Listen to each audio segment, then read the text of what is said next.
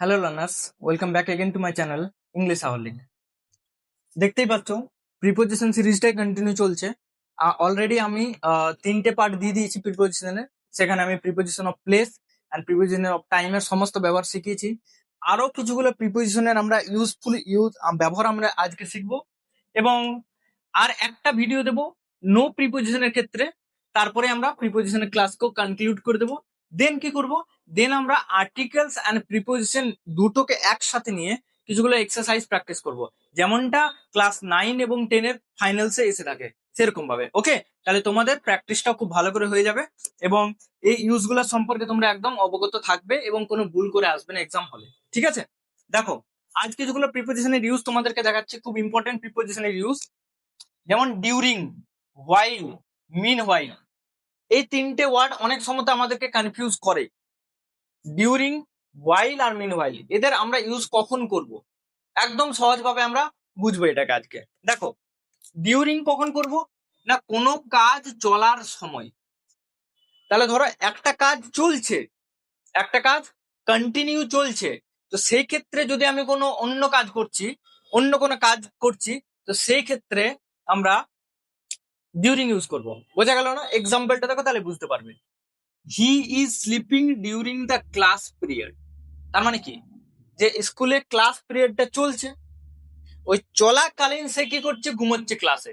তাহলে একটা কাজ কন্টিনিউ আছে, ক্লাসটা কন্টিনিউ আছে, আর সে সময় সে আর একটা কাজ করছে, কি, ঘুমোচ্ছে। তো সেক্ষেত্রে আমরা কোন প্রিপোজিশন ইউজ করব? ডিউরিং। যদি একটা কাজ চলছে এবং তার সঙ্গে সঙ্গে আর একটা কাজ করা বোঝাবে সেক্ষেত্রে। নেক্সট হোয়াইল, এটাও প্রায় সেম। ওকে, কিন্তু এই ক্ষেত্রে দেখো, এই ক্ষেত্রে দুজন আলাদা আলাদা ব্যক্তি কাজটা করছিল। ক্লাসরুমে টিচার পড়াচ্ছে, অন্য স্টুডেন্টসরা শুনছে, আর সে একটা কাজ করছে। ঠিক আছে, আর একটা বাচ্চা ঘুমোচ্ছে। তাহলে দুজন আলাদা আলাদা বা দুটো আলাদা আলাদা পার্সনের ক্ষেত্রে বোঝালে আমি ডিউরিং ইউজ করব। কিন্তু যখন একটা কাজের পাশাপাশি কি লেখা আছে, একটা কাজে করার পাশাপাশি আরেকটা কাজ করা বোঝালে, কিন্তু একজন পার্সনই যদি করে সেই কাজটা, ওকে, একটা কাজের পাশাপাশি আরেকটা কাজ যদি আমি একা, মানে আমি পার্সন এবং আমি দুটো কাজ একসঙ্গে করছি, কি করে? এক্সাম্পল দেখো, I eat my lunch while watching TV. তার মানে কি, সাবজেক্টকে আমি আমি আমার লাঞ্চ খাই, পাশাপাশি আমি টিভি দেখার সঙ্গে সঙ্গে, তাহলে আমি টিভিও দেখছি আর লাঞ্চও খাচ্ছি। তাহলে দুটো কাজ একসঙ্গে করছে একজন ব্যক্তি। তো এরকম ক্ষেত্রে আমরা হোয়াইল ইউজ করব, না ডিউরিং না মিন হোয়াইল। হোয়াইল যদি একজন ব্যক্তি দুটো কাজ একসঙ্গে করে সেক্ষেত্রে। মিন হোয়াইল কখন করব? দুই ব্যক্তি যখন একসময় কাজ করে, ওই অনেকটা ডিউরিং এর সময়। তাহলে ধরো একটা কাজ একটা পার্সন করছে, আর একটা কাজ অন্য পার্সন করবে, কিন্তু এক সময়তেই, সময়টা একই সময়। আমি একটা কাজ করছি, আমার পাশে আমার বন্ধু আর একটা কাজ করছে, দুজনেই কাজ করছে কিন্তু একটা সময়তেই। সেরকম বোঝালে আমরা না হোয়াইল ইউজ করবো না ডিউরিং, সেক্ষেত্রে mean while. Example, I was studying, তাহলে এখানে সাবজেক্টকে আমি, আমি কি করছি, আমি পড়ছি, আমি তাহলে পড়ছিলাম, আমি পড়ছিলাম। মিন হোয়াইল হি কল্ড মি, মানে আমার বন্ধু আমাকে ফোন করলো, তাহলে আরেকজন সাবজেক্ট। ওকে, তাহলে দুটো সাবজেক্ট যদি একই সময়তে কাজ করে, আমি পড়ছিলাম, ইতিমধ্যে আমার বন্ধু ফোন করলো, তাহলে এই মিন হোয়াইলের বাংলা কি হলো?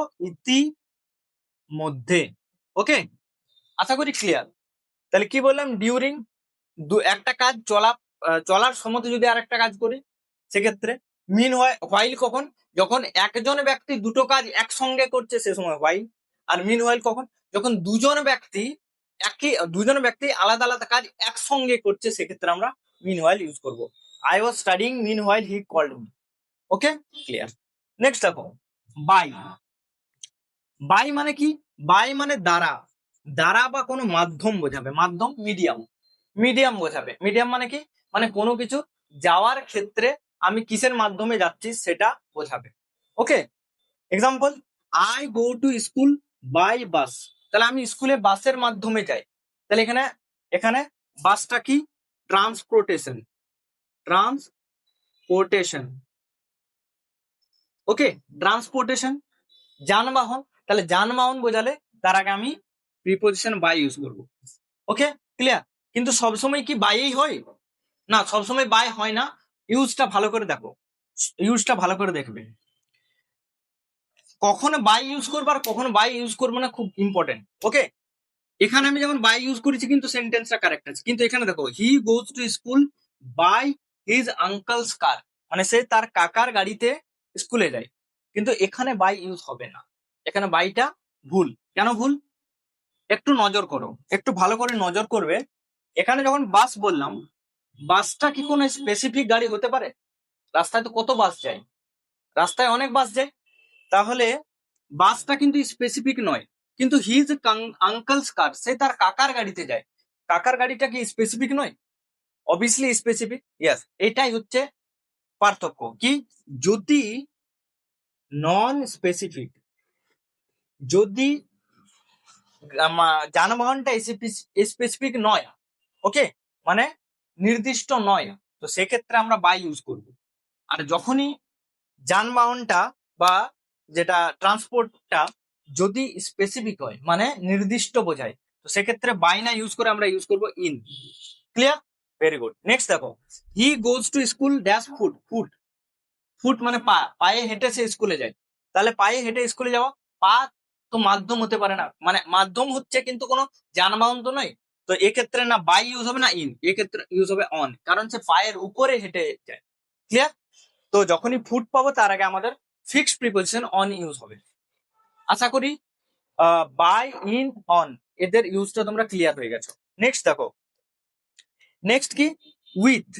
উইথ এর ইউজ কখন করব? অনেক ইউজ আছে, যেমন প্রথম সঙ্গে বোঝাতে, কোনো কিছুর সঙ্গে বোঝাতে, ঢাকা বোঝাতে, ঢাকা মানে কভার, কভার করা বোঝালে, ফিলিং বোঝালে, অনুভূতি, যদি কোনো অনুভূতি বোঝায় সেক্ষেত্রে আমরা উইথ ইউজ করতে পারি।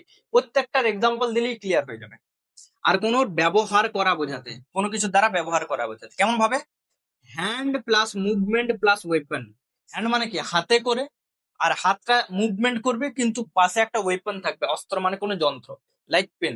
তাহলে আমি যখন লিখি তখন আমার হাতের মুভমেন্ট হচ্ছে আর হাতে একটা ওয়েপন রয়েছে, এরকম বোঝালে আমরা উইথ এর ইউজ করব। চলো প্রত্যেকটার এক্সাম্পল দেখি।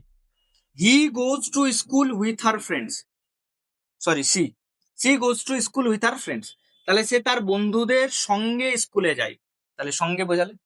সে তার প্যারেন্টসদের সঙ্গে থাকে, she lives with her parents, তাই না?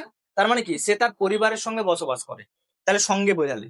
নাম্বার টু, ঢাকা বোঝালে, the mountain is covered with snow, তাহলে পাহাড়টি বা পর্বতটি স্নো অর্থাৎ বরফে ঢাকা, তাহলে ঢাকা বোঝালে, কভার করার সেন্স বোঝালে আমরা কি ইউজ করব? উইথ। ক্লিয়ার? দেখো, C was singing with joy, জয় একটা আনন্দ, অনুভূতির নাম, ফিলিংস এর নাম, তাহলে সে গান গাচ্ছিল আনন্দের সঙ্গে, তাহলে সঙ্গে, তাই না? এখানেও ফিলিংস বোঝালে আমরা উইথ ইউজ করেছি।